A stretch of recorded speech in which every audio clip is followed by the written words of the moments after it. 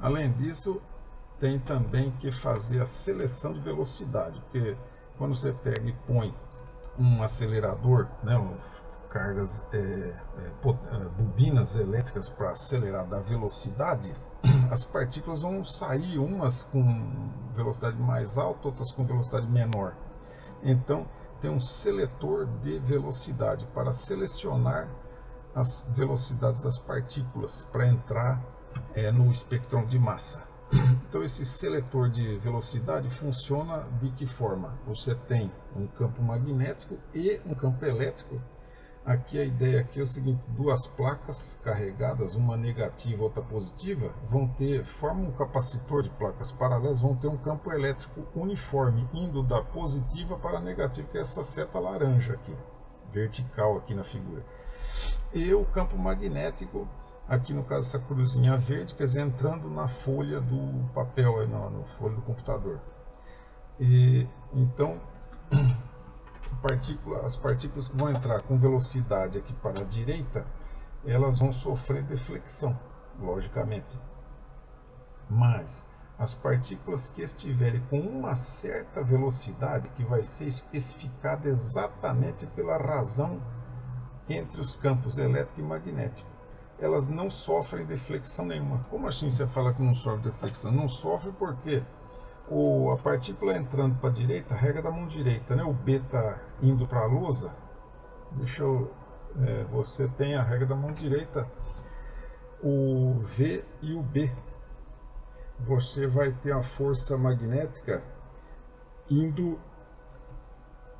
aqui na folha de papel no sentido da a placa negativa para a positiva, enquanto que a força elétrica ela vai ser justamente no sentido do campo elétrico se a carga for positiva, né? Se for negativa no sentido contrário, mas aí inverte tanto a força magnética como a força elétrica. Então o que acontece é que vai haver um equilíbrio entre a força elétrica e a força magnética. A força magnética querendo jogar a partícula para cima, fazer uma curva assim para cima, e a força elétrica querendo fazer uma curva assim para baixo, defletir para baixo.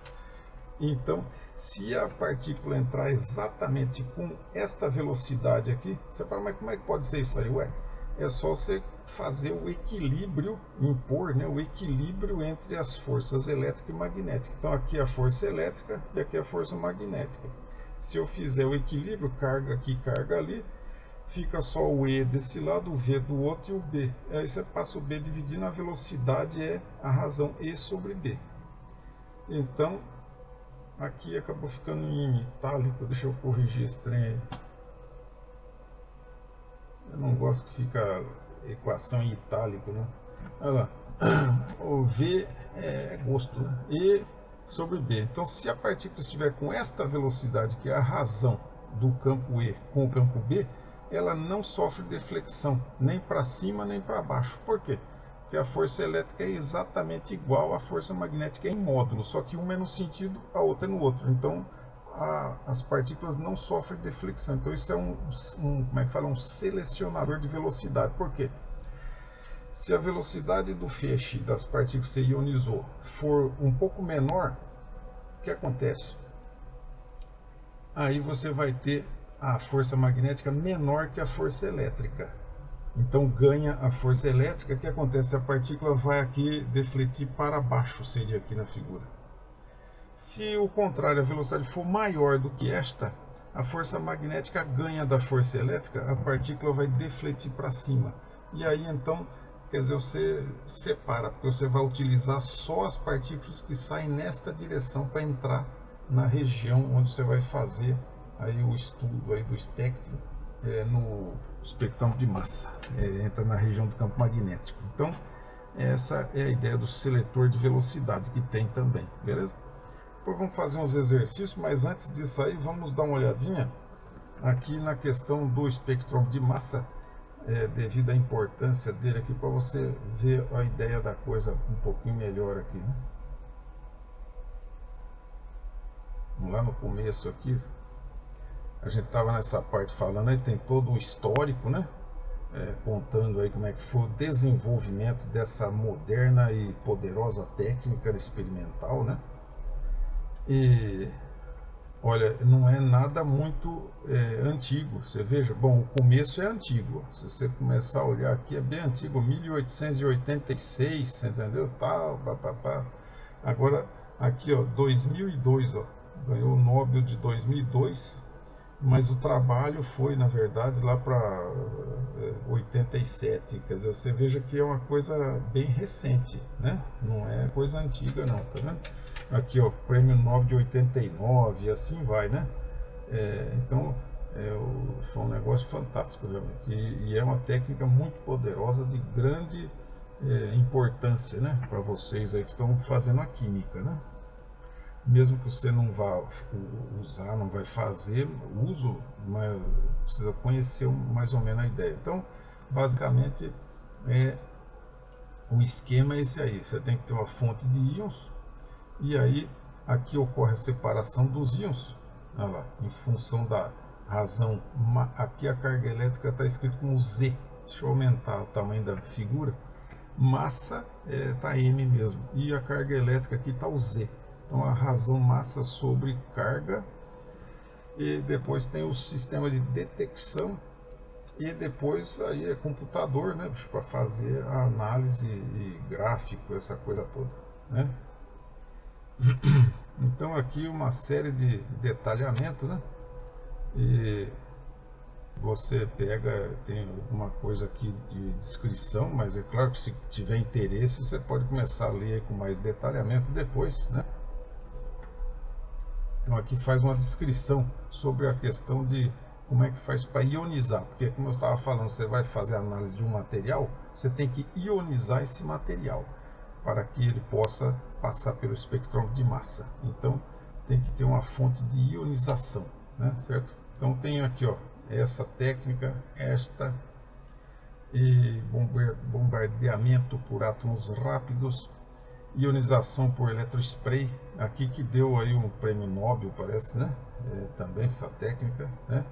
E ionização a pressão atmosférica, e aqui essa técnica MALDI, ela usando um laser. Vou até dar uma, olha lá, uma fonte de, esquematicamente, uma fonte de laser, né?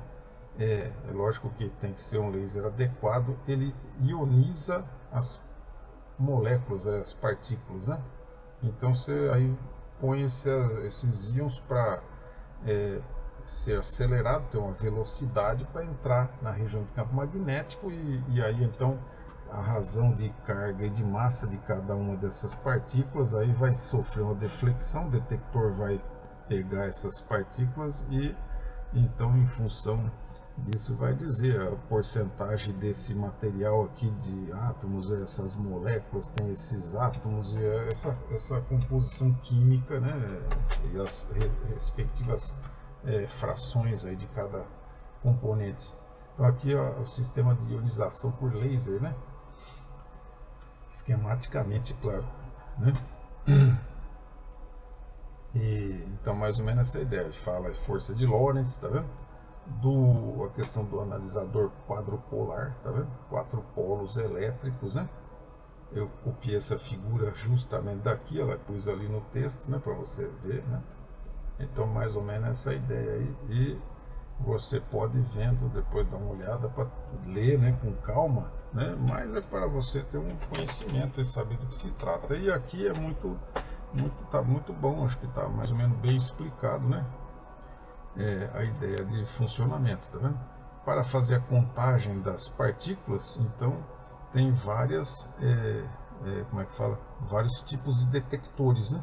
Então aqui ele fala também dos detectores. Então, multiplicador de elétron, copo de Faraday e o fotomultiplicador, que esse é muito utilizado, é o fotomultiplicador também, né? E aqui outros detalhamentos de tipos de espectrômetro, né? Tá vendo? Espectrômetro de massa triplo, todo difícil falar, é quadrupolo e assim por diante, né? Então mais ou menos esquematicamente, e vamos fazer uns exercícios aí para você fazer aqui essa questão da resolução, olha lá, do espectrômetro de massa. Aqui é interessante a técnica utilizada quadrupolo, ion trap, armadilha de íons, ou aquela técnica de o TOF aqui, vamos olhar aqui, é o analisador de armadilha de íons combinado com o TOF ou ICR. Então você dá uma olhada para você ver como é que é a ideia aqui, quer dizer, a ideia importante aqui é a questão da sensibilidade. Olha só a precisão. Com o quadrupolo você tem 0,01%, né? 0,01%. Se for utilizando a técnica de quadrupolo combinado com o TOF, fica com 1 milésimo de porcentagem, 10 partes por milhão. Aqui é 100. Aqui já 5 partes por milhão. Então, técnica de setor magnético e essa do FTMS, 5 partes por milhão. Quer dizer, então a resolução, quer dizer, a capacidade de analisar menores quantidades, né, de íons com maior precisão, né? Então você vê que realmente é bacana. Logicamente tem que ter padrão, você tem que ter os padrões para poder fazer a identificação, né? Então aí a parte de calibração que ele vem falando aí também, e tem um exemplo aqui, né? E depois você pode vir aí dar uma olhada aí, tem aqui cita, né, uma série de fontes, né, para você dar uma olhada melhor aí, se tiver interesse, né? Então vamos de volta aqui ao nosso trabalho aqui, que vai ser a ideia básica, de princípio básico de funcionamento. Essa parte toda de detalhamentos aí de sistema de detectores, etc. Aí precisa entrar nos detalhes aí de cada um deles, né? Fotomultiplicador, essa coisa toda aí já é um outro aspecto. Então vamos fazer uns exercícios aqui aplicando esses conceitos, né?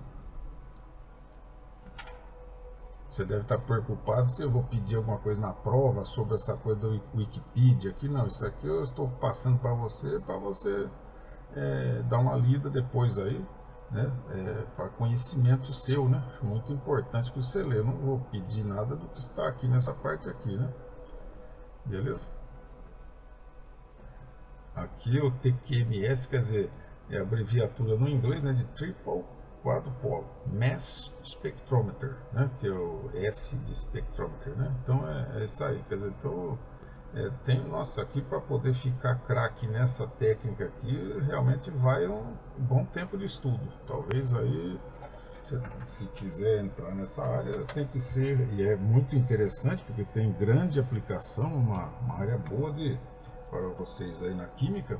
Aí precisa fazer, acho que um mestrado, né? Uma especialização, né? Beleza? Aí no IPEM mesmo, Instituto de Pesquisas Energéticas Nucleares, de Energia Nuclear da USP, tem, né? O pessoal que tem aí, que eu falei aí do laboratório que faz espectrometria de massa. Aí na química, na USP também parece que tem, né? Então é isso aí. Equipamento caro e de grande valor, né?